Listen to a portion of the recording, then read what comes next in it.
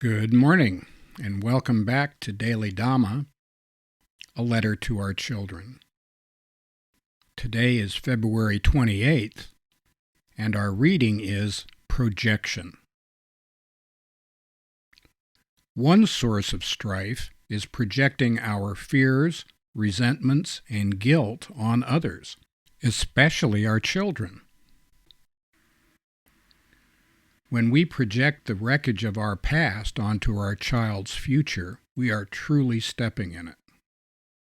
This is a danger for parents because we think we know what's best for them, and we're only trying to help. We mean it when we say that, and maybe it's even true, but we need to be mindful that they have their own lives to live. Antagonism towards others can be projection too. Does hatred for those more powerful than us mask our secret dread that if the roles were reversed, we'd be just as bad?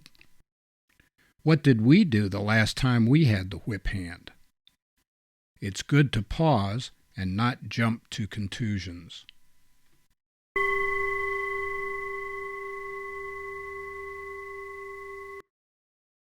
It never hurts to pause a bit before we condemn other people.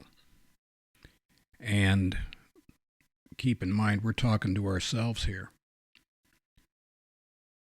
When we decide that we know what's going on in the minds and lives of other people, we are almost certainly wrong.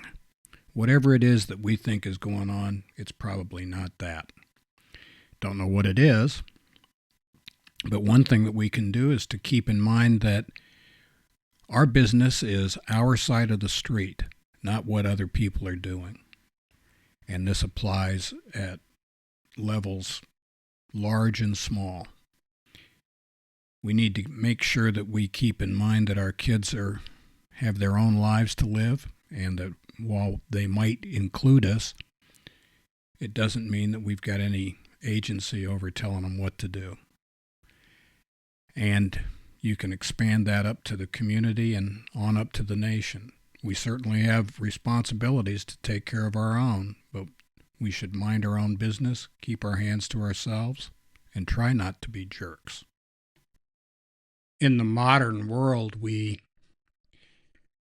hear a lot about, we see a lot of propaganda masquerading as public health and just trying to help out and just giving you some friendly advice and all that kind of stuff. There's a tidal wave of information and misinformation that washes over all of us all the time.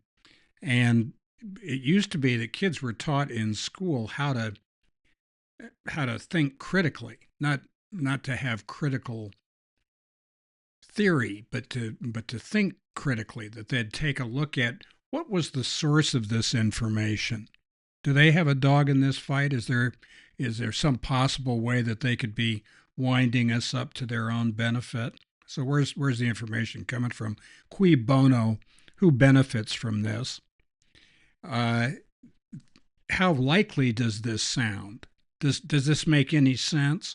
If we hear that the needle-nosed schmoes are doing this, that, and the other thing, and it offends our sensibilities, we might pause for a minute and say, wow, that sounds pretty crazy. Are you sure about that? Maybe double check it. It's difficult to do, but you would think that with all the technology and advantages that we've got going for being able to sort out true from false, that would be a lot better at it. Actually, that's not the case. There's two ways of controlling information. One is to severely limit it. The other way is to flood the zone so that people can't see what's coming one way or the other. So happy trails to you until we meet again.